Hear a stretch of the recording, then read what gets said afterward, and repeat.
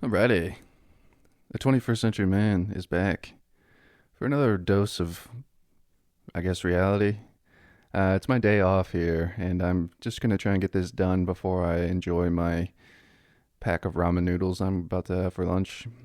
Not splurging today. We're getting to the end of the credit card statement, and I bought my groceries, my allotted $200 worth of groceries for the month, and I'm working my way through it. And we're at the bottom of the barrel, boy. We're eating ramen.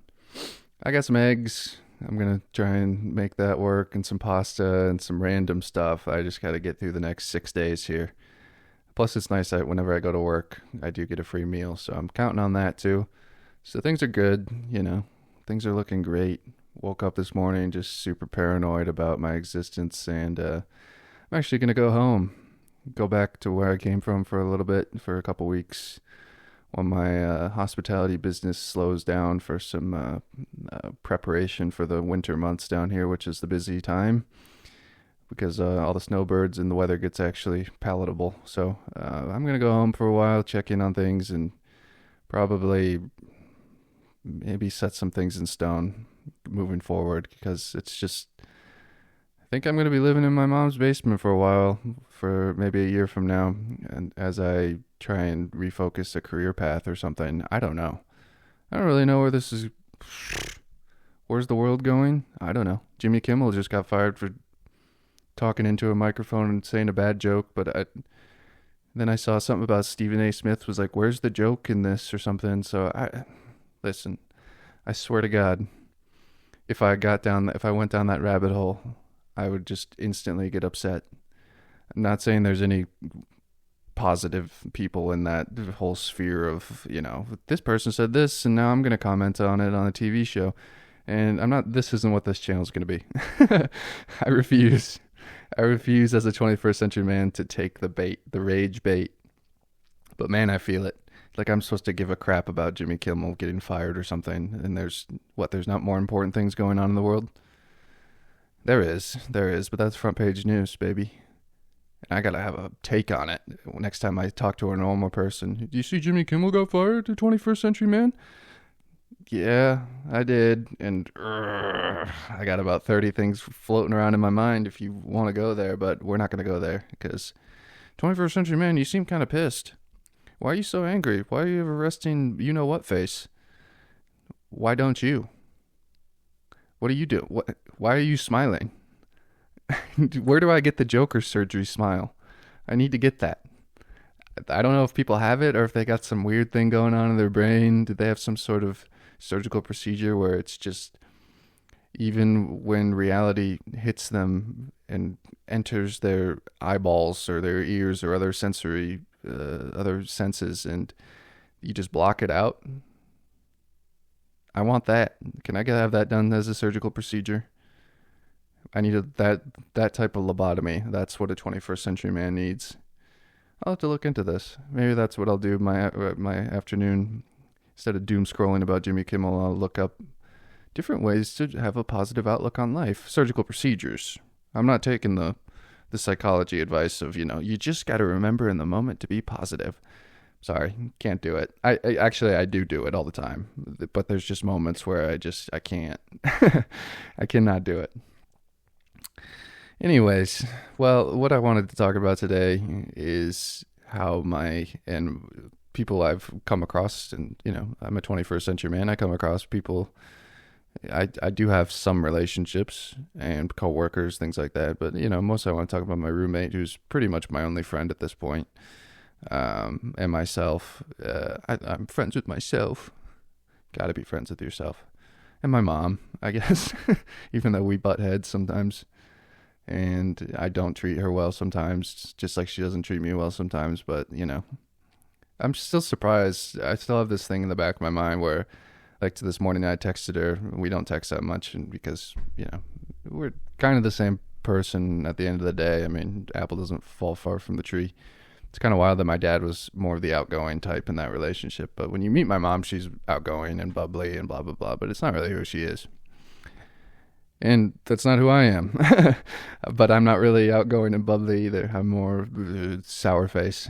But I got to put on the Joker smile sometimes, and I do a decent job of it. I do a decent impression of it.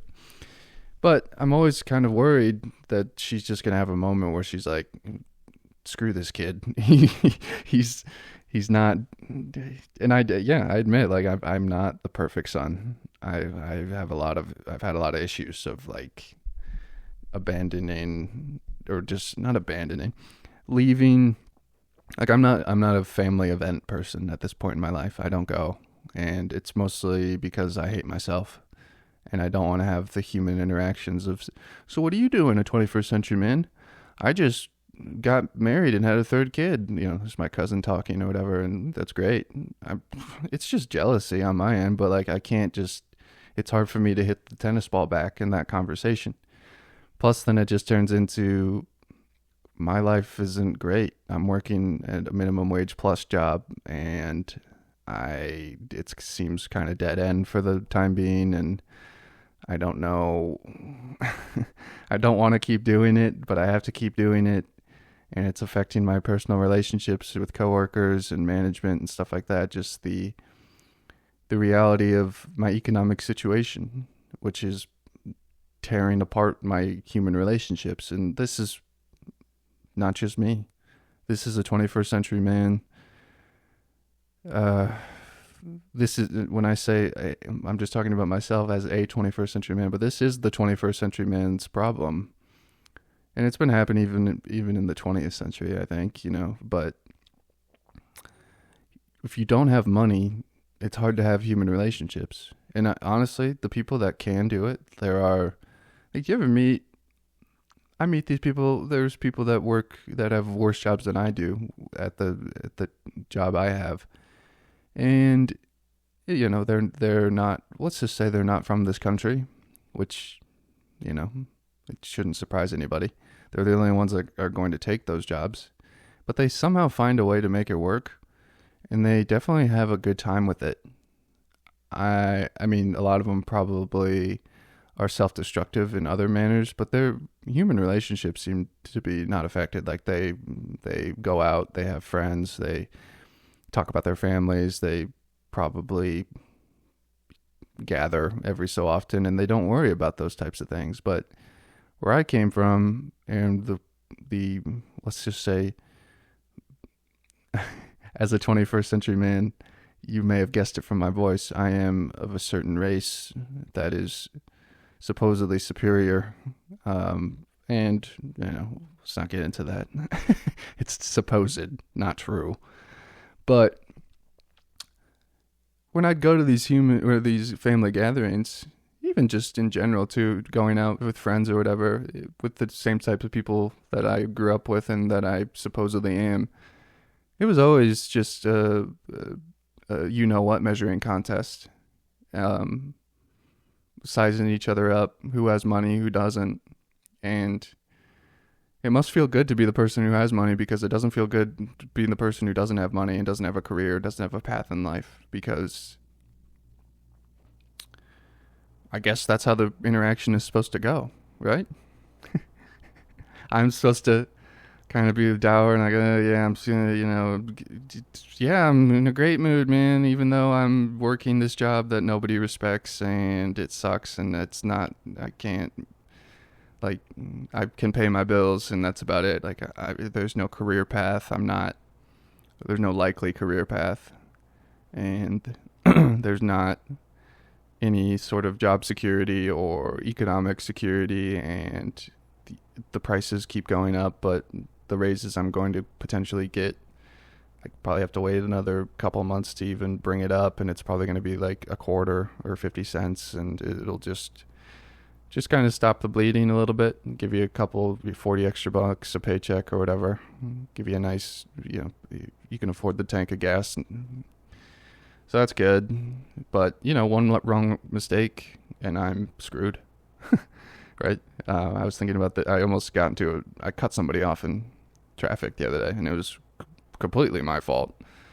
They kind of came out of nowhere, and they were definitely going way over the speed limit, but I was trying to change lanes. There was a slow driver, and I put my blinker on, quick trying to change a lane and be swift with it. And here comes a car barreling in my rearview mirror. Thank God they were paying attention. We would have wrecked, and it would have been my fault. If that would have happened, poof, it would have ruined me. And that's just one honest mistake. Thankfully, it didn't happen, but it's just a gentle reminder, more than a gentle, it's a bad on the head reminder that you need to get your you-know-what together, 21st century man. Anyways, yeah, let's talk about my mom still some more. I'm always just worried that when I reach out to her, like I'm telling her I'm going to come back in a couple weeks, I'm going to go hang out for a while because I got I don't have work. We're off of work, so I think they're going to have us, or some people come in and do some special projects and stuff and try and give people some hours, blah, blah, blah. So it's not like I would be completely in the dark, but it just feels like a good time to get back. I haven't seen my mom and my sister for over 7 months now, I think. Probably closer to 8 months. And it's just a good time to do that whole thing. But I'm always worried that she's just not going to reply, because that's what I've done to her in the past. So it'd be deserved. It'd be deserved to be like, you know what? I don't want to talk to you. I don't want to see you. I have my own problems, because I know she does. And I know my sister does, and my entire family. And they definitely think I'm a you-know-what. I think part of them respects me for it, but part of them, they loathe me for it too. And I don't blame them. So I'm always worried, like, is this the time where I completely went too far in my just trying to be a hermit? I can take on the world by myself, screw everyone else because the world keeps hurting me. There's some truth to it. It's not like I'm fully in the wrong. But is this the time that she's not going to reply and I'm just going to be like, oh God, if I lose my job now, I'm homeless or whatever. I don't have anywhere to go. Because she's got a good job, and she always has, and she works hard, and she's a provider for our family now. I pay all my bills and stuff, but she's got a good job, and she's a nurse, and blah, blah, blah, and that's one of the only good jobs available. Shout out to all the nurses out there. I know that job, but God, that's gotta suck. But at least, and they should be making more money, But I think if you have a good nursing job, you can make $40 an hour, if not more. And that pays the bills. But you talk to nurses, and I've talked to plenty of them, and I don't think they particularly like their work. But it's what else? Like, I've had this conversation with my mom and other nurses I know too. I'm from a family of nurses, and I meet nurses all the time. I've fallen in love with nurses. They're everywhere. Grew up with plenty of them. They don't particularly like the job. And how could you? Right? Like, talk about just doing a thankless job, first off, which, that's a lot of jobs basically. But yeah, your bodily fluids and management and the healthcare industry is a joke in the first place. So there's only so much you can do. The system is anti-human. The healthcare system, our economic system, blah, blah, blah, it's anti-human. And then you are introducing a human element into it. And that has to be a weird push and pull all the time. Hey, I can't, having to tell people, hey, I can't provide this service for you because you don't have this particular insurance. So we're just going to have to kind of figure out a different way to get this done. We could give you better care if you had the right insurance, but we can't give you this care, so I guess this lesser service will have to do, or no service at all. We're talking about human lives. So, and then you got some nurses that are like working hospice and working intensive care, and there's people dying around them all the time. It's some gnarly stuff. They should be making $100 an hour. Nurses should be living in mansions. Or they should be living in mansions, which some of them are, but that's only because mortgage companies allow them to take mansions they can't afford. But they should be living in mansions, and they should be working 4-hour days. because that's about all you could do, right? That's about all you can put the Joker smile on for. And a lot of these women and men, there's men who are nurses too, they got a bigger heart than I do. As a 21st century man, I am man enough to say that. I don't even know if I was getting paid $37 an hour. I doubt I would still be as cheerful as I could be. The Joker smile can only go so long. It starts to droop. You got to keep on injecting it with Botox, and you know what? To keep that thing curved, keep that thing up and tight. You need that Joker smile tight, or people are going to start noticing. But no, I'm going to go home for a couple weeks or a week or two, I don't know, and it'll be great. I'm already looking forward to it. And she replied right away. It was awesome. It almost makes me cry thinking about it. Because, I don't know, it's always a fear of mine. And there's this thing as you're trying to be a 21st century man about it. And, you know, the men I grew up with and my figure, or, you know, I had a good dad and other father figures I came across. It's not like I'm acting that abnormally. I'm trying to go out and do my own thing. I moved down here. I moved away in the night. Partly because I didn't really tell anybody, because I knew that if I sat down and told people, I wouldn't have done it.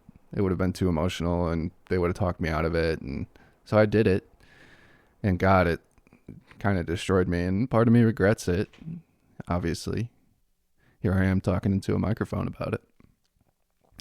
But as a 21st century man, dear listener, you have to understand, you culturally, societally, even just interpersonally, in my own demons and drives inside my brain, like, it's the male, like, society rewards people for taking risks and doing their own thing.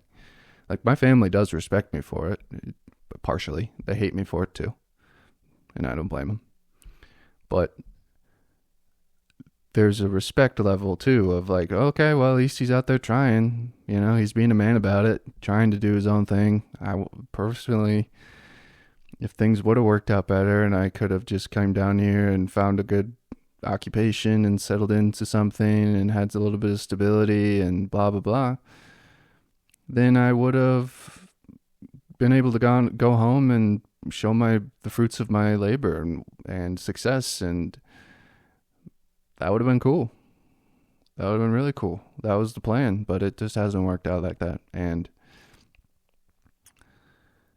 it's the dilemma of a 21st century man. It's a dilemma of any man. You got to, especially someone, I'm not like a macho man, I guess, but I was trying to be. And that's what society supposedly rewards, and taking risks and going out, trying new things, not being a you-know-what about it, being safe and whatever.